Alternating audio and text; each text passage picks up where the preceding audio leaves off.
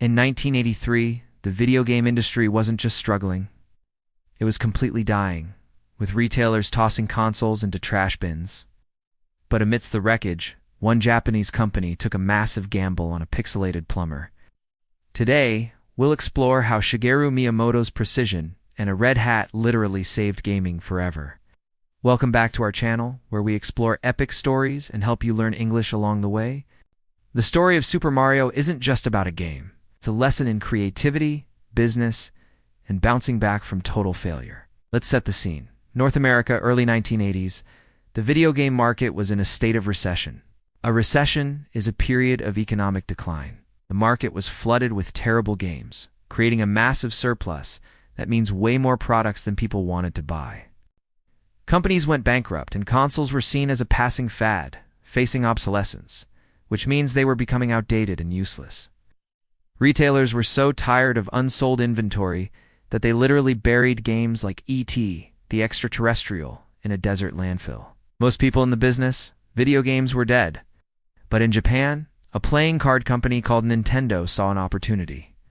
They had a successful console called the Famicom, but they knew selling it in America would be nearly impossible. The American market had zero trust in video games. So how did they plan to succeed where everyone else had failed?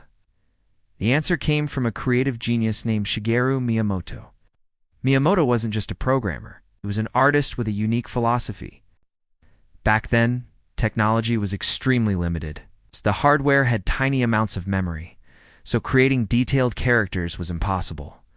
This is where Miyamoto's brilliance shines. He had to make a character recognizable with just a few pixels. He gave him a big nose and a mustache to make his face distinct. He gave him a hat because drawing hair that moved realistically was too difficult. And he put him in overalls to make his arm movements clear as he ran and jumped. These weren't just design choices. They were solutions to technical problems. This process is a great example of innovation, which means creating something new. Miyamoto also believed in what we call intuitive design. He wanted players to understand how to play, without reading a single word. Think about the very first level of Super Mario Bros. World 1-to-1. The game starts with Mario on the left side of the screen, facing right. This naturally encourages you to move right. The first thing you see is a question block, blinking, begging to be hit. Your curiosity makes you jump, and when you hit it, a mushroom comes out. But the mushroom doesn't just sit there. It moves towards you, but a pipe blocks it from getting away, giving you time to touch it. When you do, you grow bigger. The game has just taught you that jumping is good, hitting blocks gives rewards, and mushrooms are power-ups. No instructions needed. It's pure genius. Before Super Mario, Miyamoto's main character appeared in the arcade hit Donkey Kong, but in that game, it was just Jumpman. The evolution from Jumpman to the star of his own game, Super Mario Bros., is a perfect example of iteration. Iteration means improving something through small, repeated changes. They took the basic idea of jumping and built an entire world around it. Let's talk about that jump. The physics of Mario's jump were revolutionary. Before Mario, controls in many games felt clunky, meaning awkward and unresponsive. Characters would just move at one speed and stop instantly, but Mario had momentum. Momentum is the force an object has when it's moving.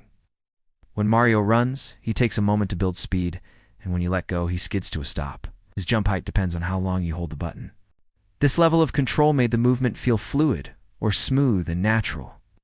It set a new gold standard for platformer games.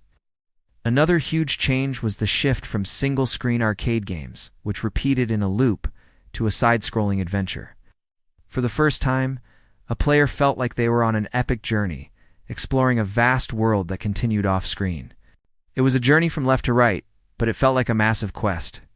Now, how did Nintendo sell this masterpiece to a skeptical American audience? They used some brilliant marketing psychology. They knew the word video game was toxic, so they didn't sell a video game console. They sold an entertainment system. The Nintendo Entertainment System, or NES, was designed to look more like a VCR than a gaming machine. It was marketed not as a toy, placed in the toy aisles of stores, far away from the failed electronics. To rebuild trust, they introduced the Nintendo Seal of Quality. This little golden sticker on every game box was a promise. It told customers that this game met Nintendo's high standards and wasn't another piece of junk. This seal was incredibly effective. restored consumer trust, and built powerful brand loyalty that still exists today. They used persuasive language to convince the world that the industry was rebounding or recovering from its previous low point. So, what is the lasting legacy of Super Mario? It's almost impossible to overstate. The blueprint created in 1985 is still visible in gaming today. The idea of learning through play, the feeling of momentum, and the concept of exploring a world are all fundamental to modern game design. Mario became a universal language. It doesn't matter where you're from or what language you speak. Everyone understands the joy of a perfectly timed jump to grab a mushroom. He is arguably the most recognizable icon in all of media, more famous than many movie stars. To review some of the key English phrases from this story, we saw an industry in recession, facing a surplus of bad games and obsolescence.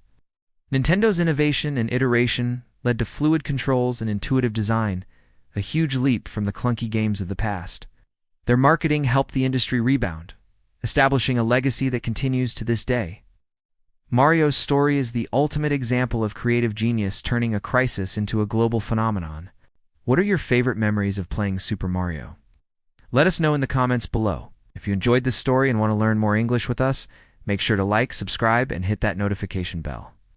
Thanks for watching.